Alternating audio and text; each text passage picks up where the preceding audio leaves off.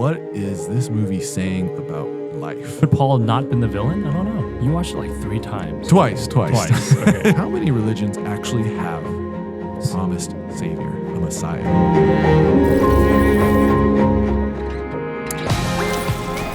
Hello, Drew. Hello, Nate. How's it going? Doing good. It's been a while, huh? Yeah. Oh my. It's 3 weeks? 4 weeks.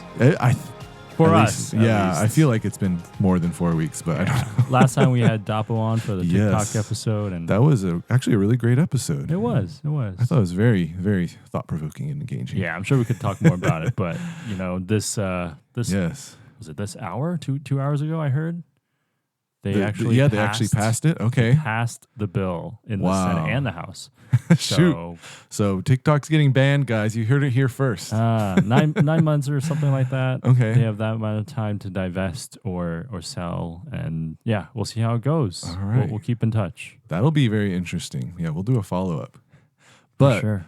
that's not what we're going to talk about today, We're not. is it? Okay, what you got for us? So, I was loving our series of movie deep dives that we Uh-huh. were doing, so I want to do another one. Okay. And of course, the big movie, it's a little old now, but the big movie that came out this spring was Dune Part 2. It's on streaming now. Yes, it's already, you can stream it now. Yeah.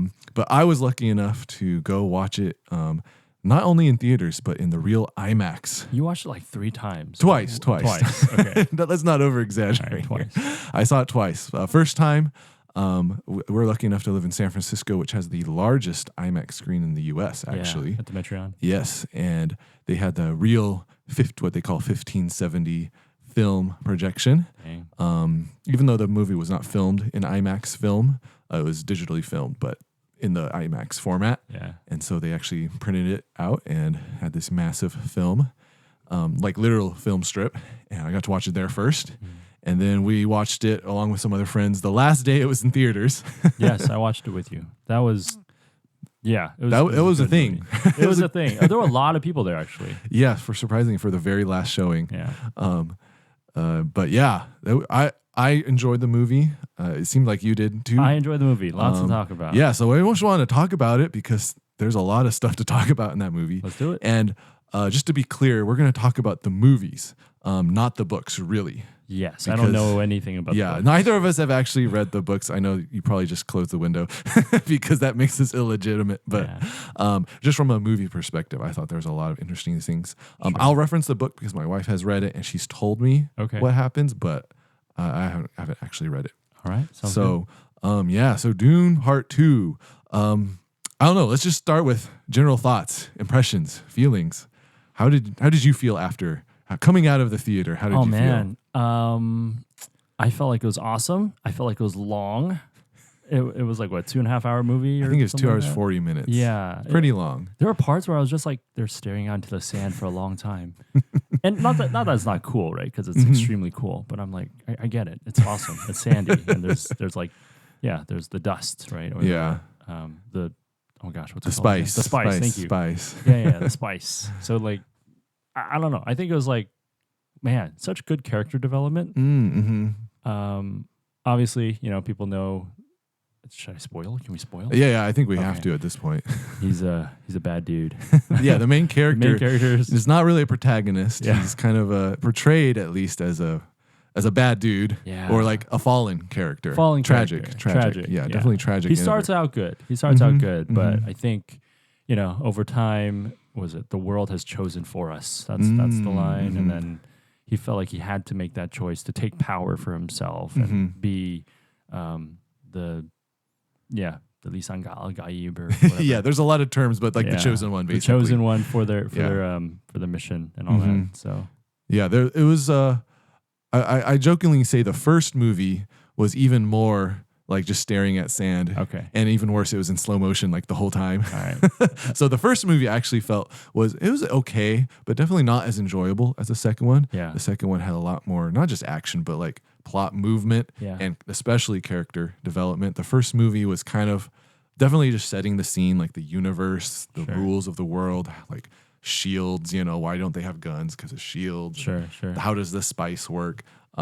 And I still don't know how the spice works. it's kind of it does like everything basically. The spice does like everything.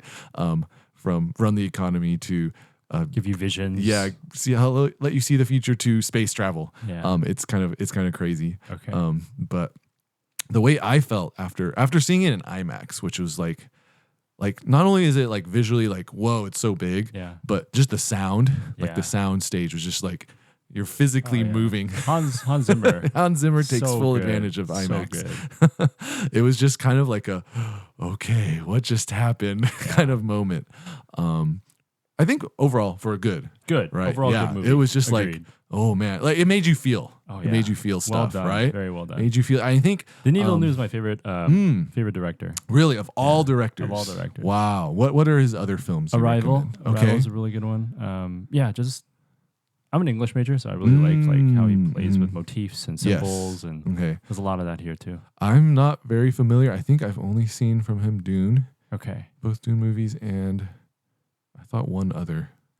It's okay. We're not talking about him. No, if it comes to mind. But so I'm not as familiar. No worries. He's good at world building. So there's a lot of world exactly. building in Dune that I'm like, oh, this is really cool stuff. I'm understanding a little bit of like what this dagger is all about, or like why it is they have that ritual of like you don't want to spit out liquid or water because they're in a desert and like it's precious. Yeah, water is more valuable than anything else. And then there's that scene with all those souls, which essentially is like all that water that have come from human bodies, and it's like absurd to think about, but it shows the grand scale of Dune, of Arrakis. Yes. He's really good at building that. You feel like you're getting, it's a window into this other place that you like, of course we know is fake, but it doesn't feel fake. Right. We could theoretically, in however many years, it's like 10,000 years. 10,000 years more. Yeah, we could theoretically get there.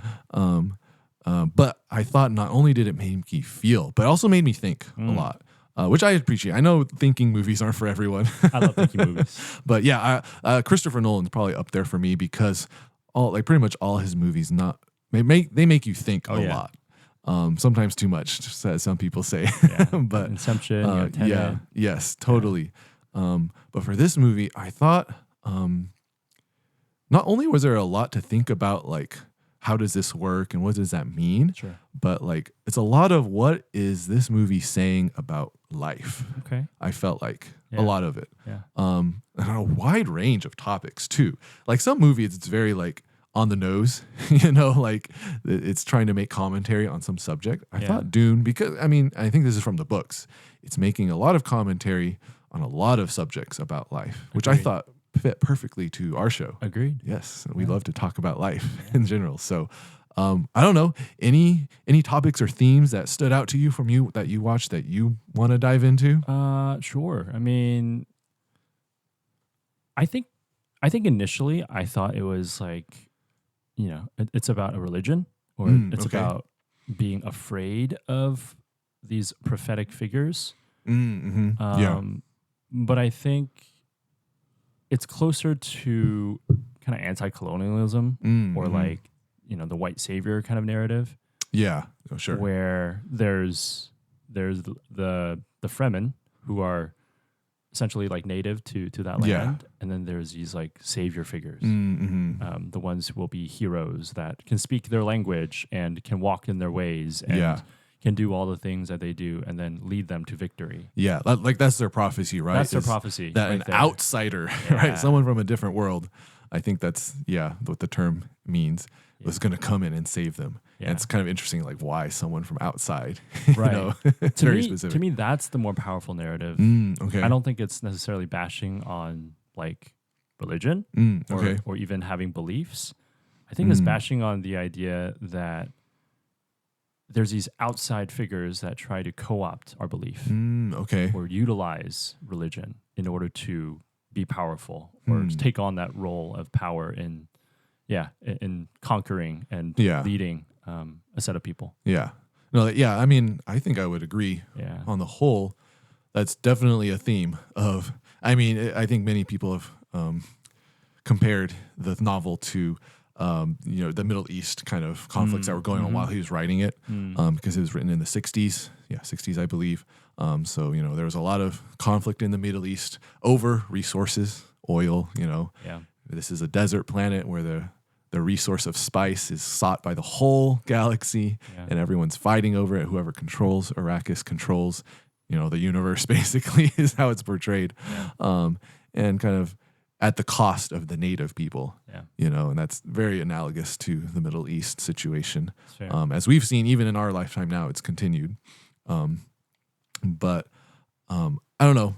I guess for me as a Christian, I was very tipped off to the whole Messiah stuff, He called himself, and I think especially the line where Chani, so his like love interest basically, who's a native Fremen, she basically says, you want to know how to control people? You promise them a Messiah. She might have said savior, but one of those, right?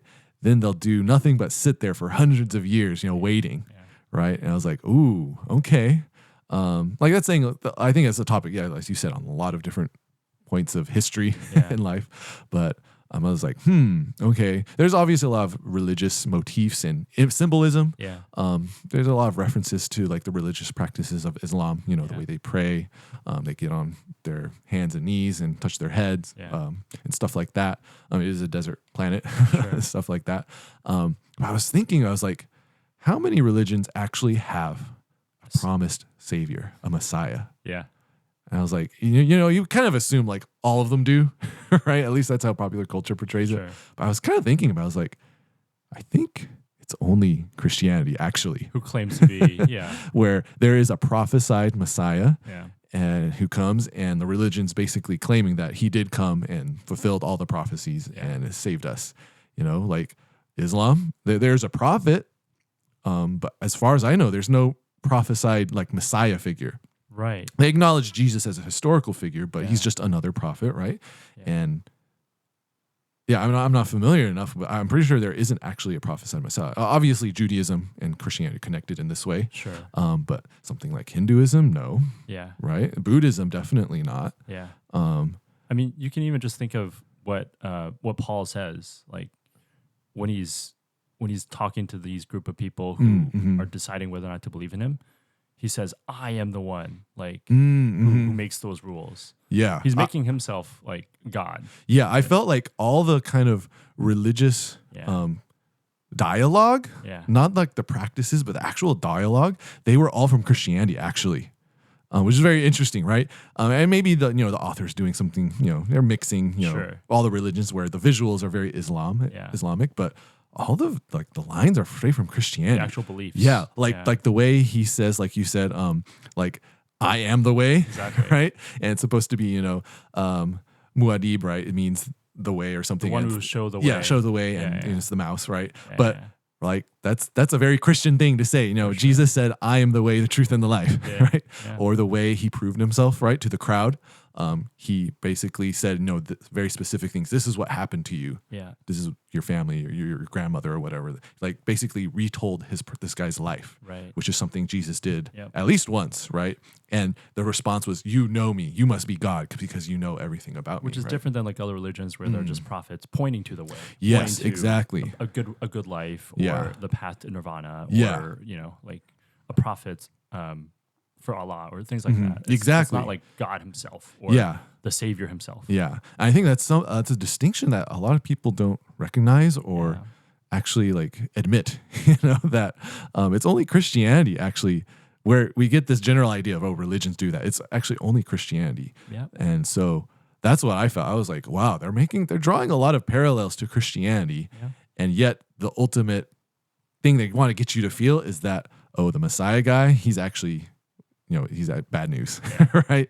And of course, he, as Paul, the main character, decides to actually, he takes the water, the water of life too, right? Oh, that's true. Right. Yeah, there's a water of life. That's definitely a phrase that Jesus used, right?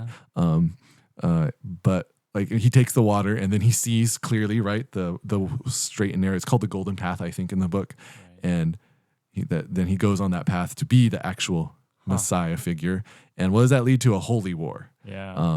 It's kind of more like Genesis now you mention it. Okay, how so? Like, yes, it's water of life, but it's also more like the fruit of the tree. Okay. The eyes are open. You want to expand on that a bit? Sure. Genesis, it's Adam and Eve. They have this fruit that they're not supposed to touch or eat. I'm sorry. And they do. That's what Satan said, actually. Exactly. He said, you're not supposed to touch, right? So they eat it. They eat it, and they disobey God. And that's the root of all evil in the world, essentially. Choosing to go against God's authority in their lives. And so the idea is here, this their eyes are open and you'll be like God. That's what the serpent said will happen. Yeah. To Adam and Eve if they were to do it. And that's very similar to what actually happens to Paul, right? When he drinks the water of life that's supposed to kill him. And he can instead see the future. Yeah, now he can clearly see the future. Yeah. And he even sees all possible futures. Yeah. I'm not sure if that's in the book, but in the movie. Yeah. So I hadn't thought about borrowing that, more Christian imagery. Yeah, right? I hadn't thought about that at all. But what the serpent says will happen when they eat the fruit is what actually happens to Paul when he drinks the water of life. For worse, right? Yes. In a similar situation where it leads to a negative outcome.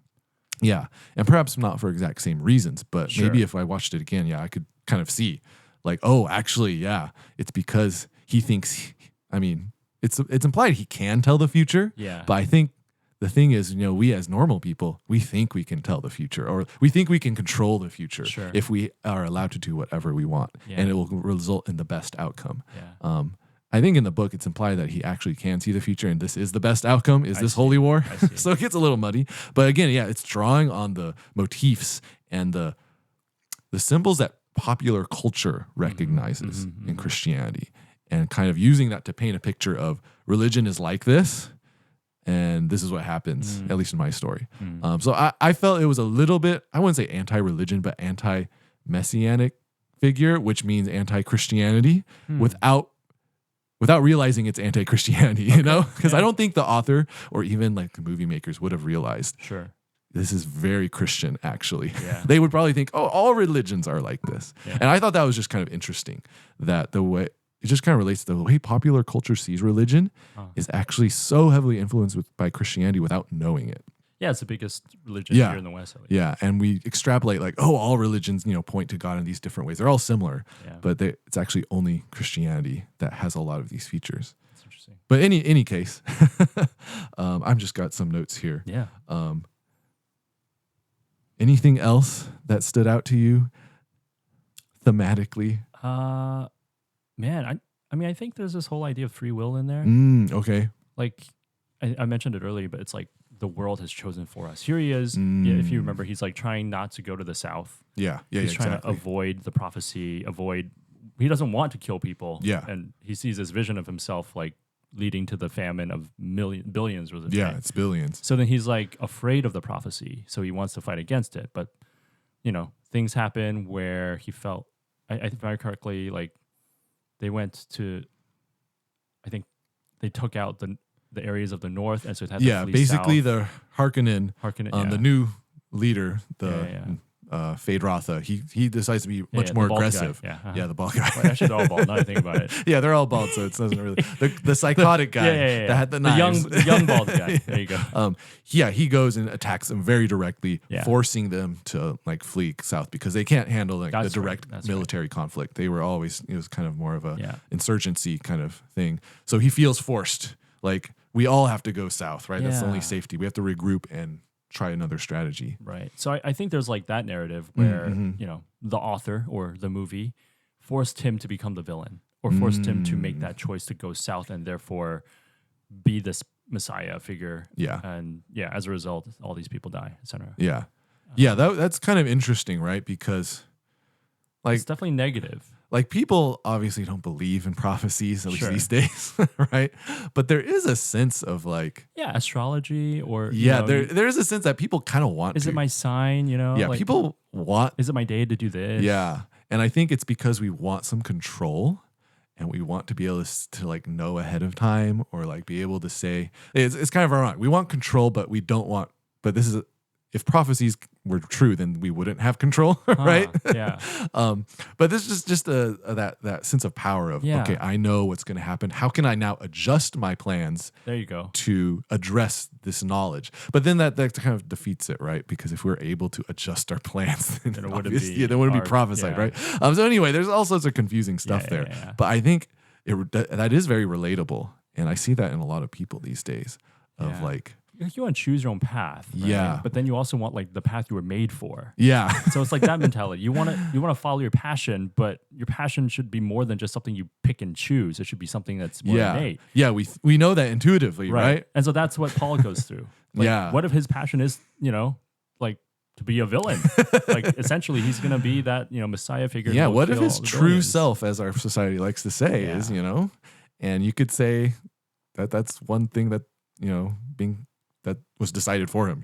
Like he was kind of forced. It's kind of like Griffin. You know how like in Harry Potter, there's the sorting hat, and then Harry Potter's like, not Slytherin. Anything but Slytherin. And then he's like Gryffindor because he chose. He like told him no Slytherin. It's kind of like that. You're trying to fight against the set plan. Yeah. But then it's because you're trying to fight against the set plan that it sort of leads to the other outcome. In this case, being part of Gryffindor. In this case, being the Muad'Dib. Anyway. But that does bring an interesting topic of free will and stuff. Yeah. Because I have been, I don't know, the algorithms, as we talked about last time, are always influencing what we perceive as important and real. But I've been seeing a lot of articles on like big, prominent scientific figures basically saying there's no free will. I don't remember the guy. I just remember he had a huge beard. But he was basically like, he was just laying out the case of determinism. Okay. Right? That there's not free will. And not in just like a philosophical, like, oh, well, if all we are molecules, then we must be determined. But like a very like concrete, like this is why determinism is true kind of like argument. And I was just like, wow, like people really are okay believing something like that, despite your personal experience. Like, I don't know. I thought it was really interesting that some prominent scientist was trying to push it, and he's getting interviewed and getting on podcasts and stuff. Interesting. But yeah, I think we all obviously live as though we have free will. Yeah, we definitely write books and stories of the struggle of free will. Yeah, so. like I don't ever wake up in the morning and say, well, my day's determined, so it doesn't matter what I do. Yeah. Right, because if it's all determined, it doesn't matter what you do. Right. We all live as though it matters what we choose, but there's this sense of like, oh, what if my path is laid for me? Yeah. Could Paul not been the villain? I don't know. Yeah, but if there's free will, surely, right? Yeah. Surely. But despite seeing the future, he said he had no free will. He said this is the best path. Yeah. And he chose this path. Mm-hmm. Yeah. I don't know. That's very interesting.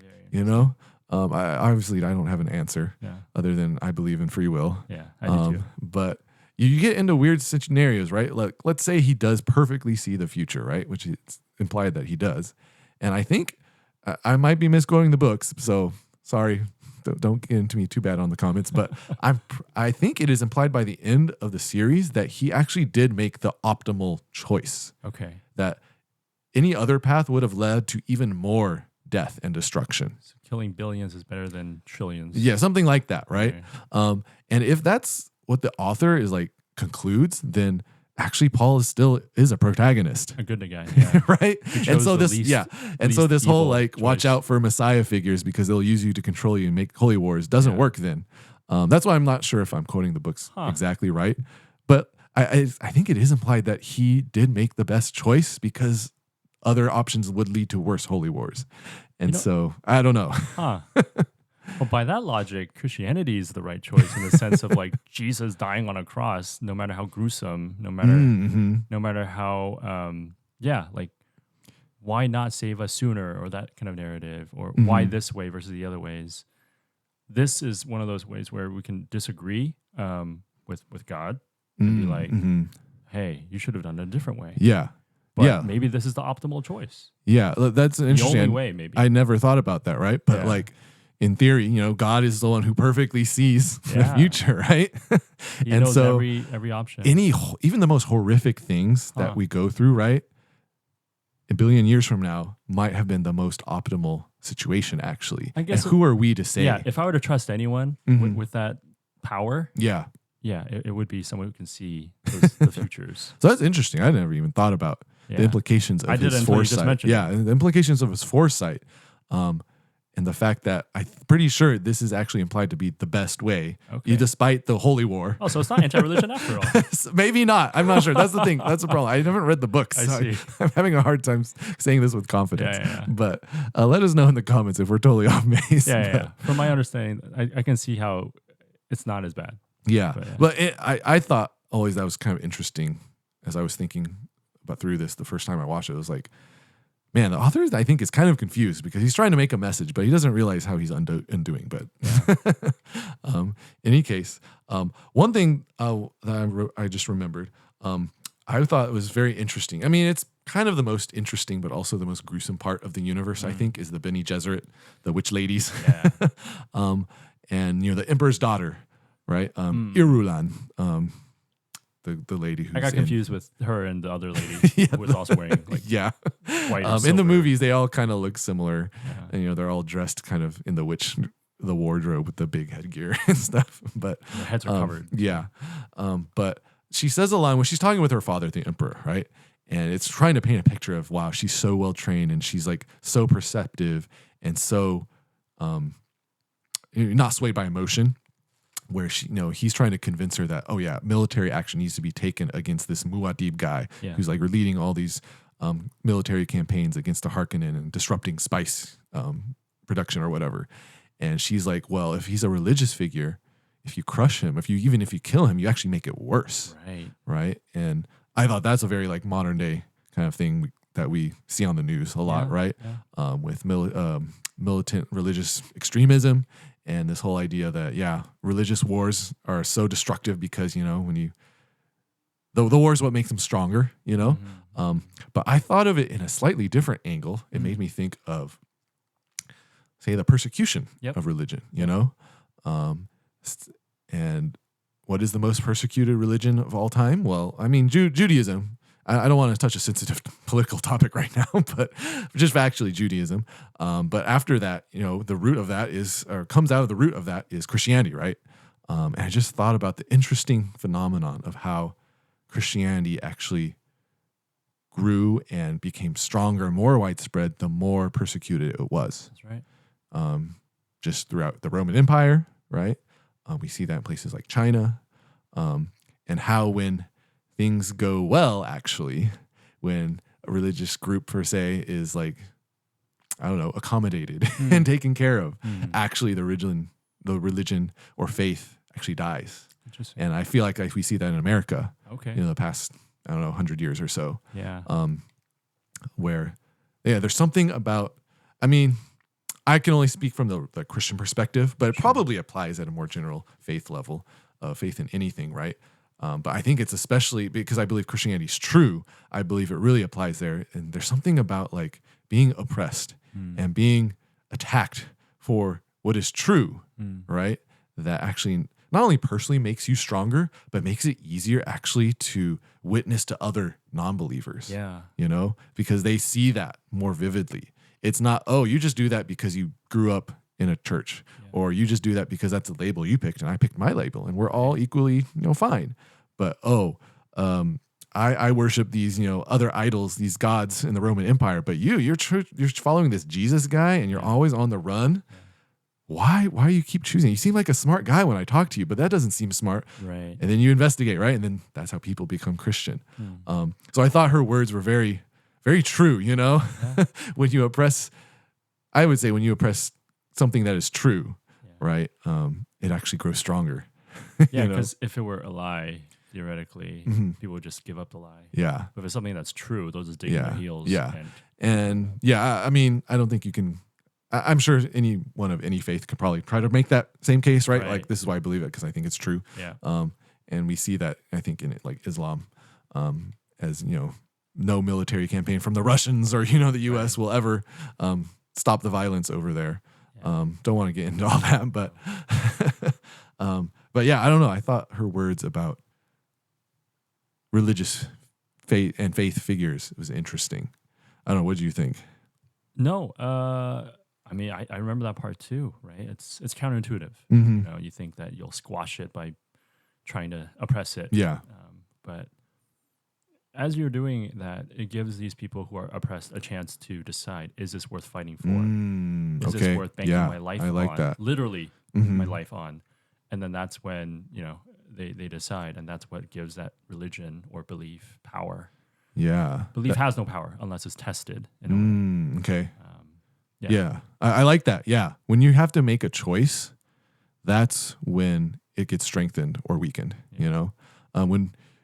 when we're in like a cushy environment and we don't have to actually make choices regarding what we believe, then it's like, well, it's about the same level as whether I don't know, I like this sports team. Yeah. You know, or maybe even less. Persecution is actually a good thing then. Yeah. Right. Exactly. If it's not there, maybe something's wrong. Yeah. And so I don't know. Yeah, completely, almost unrelated to the movie at all. Yeah. But I just that phrase just really made me think, and I was like, oh, that's really interesting. For sure. All right. Oh man, we're in a long time here. It's okay. There's so much to talk about. Do we do a part 2? Dune part 2? Maybe. All right. One last thing. Okay. One last thing. So Chani at the very end, right? This is where we have to get into the book a little bit. I think we talked about it briefly, but in the movie, she's kind of like the eyes and heart of the audience. Yeah.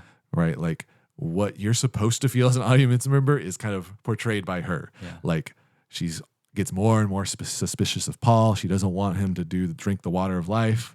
And then when he finally makes his final gambit to become emperor, she's just mad and she leaves basically. And that's how you're supposed to feel. You're like, what the heck, Paul? Yeah. You let us down. Like that's what you're supposed to feel. And of course it sets up a nice ending for a sequel. Yeah. But what's interesting is actually the book, that doesn't happen at all. She kind of goes along with all his stuff, you know, and she remains his like romantic interest. Actually, the whole marrying Irulan, the emperor's daughter, is purely political. He never loves her. They never have children, and actually, that's a source of conflict. Is she keeps wanting to stop Chani from having children. Oh. Anyway, not important. But I don't know. I was wondering what you thought about Chani as a character, how the movie, uses her to like say, oh, this is how you're supposed to kind of feel. I got you. And he thoughts about like, why would the movie change the ending with her? Yeah, I mean that's the spirit of the age, right? It's that spirit of like, forget you, I'm gonna leave it all behind and choose my own path. I'm not gonna let anyone else dictate what I do. Definitely not, this person who's like religious. Yeah, doing things like drinking shady water, whatever it is, right? Yeah, it very much fits with I think youthful. Follow your own path, and she literally like gets on a sandworm and just runs away. On her own, while the whole rest of the Fremen are going to war. She disagrees with her family, disagrees with her people, and she wants a different path for her life. So I think that's why the movie's portrayed that way. Yeah, it's very relatable. Yeah, rather than like going along with injustice, essentially. Okay, she has to fight against injustice, or at the very least, like protest against it, either like literally or figuratively. I can see that now. What's going on there. That's true. Yeah, that's very much like how we want to think that we would act. Yeah. I think most people actually are never tested in such a way. Yeah. So they don't know how they would actually behave. But that idea of it's wrong what he's doing. Forget you. Yeah. Kind of thing.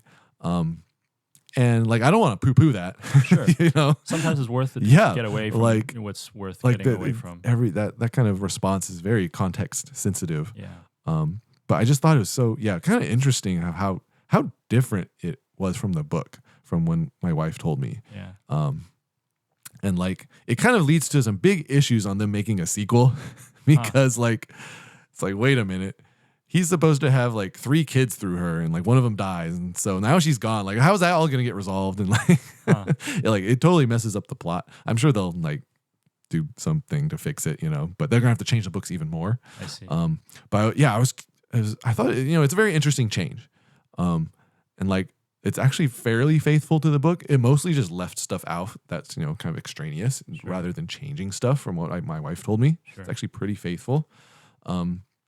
But that was a straight up change and like big time change. Yeah. So that's kind of interesting. I think, when those kind of things happen, that's something to think about. Like, why did they do that? Why did they do that? And I like your answer. I never thought about it. It makes for a better story.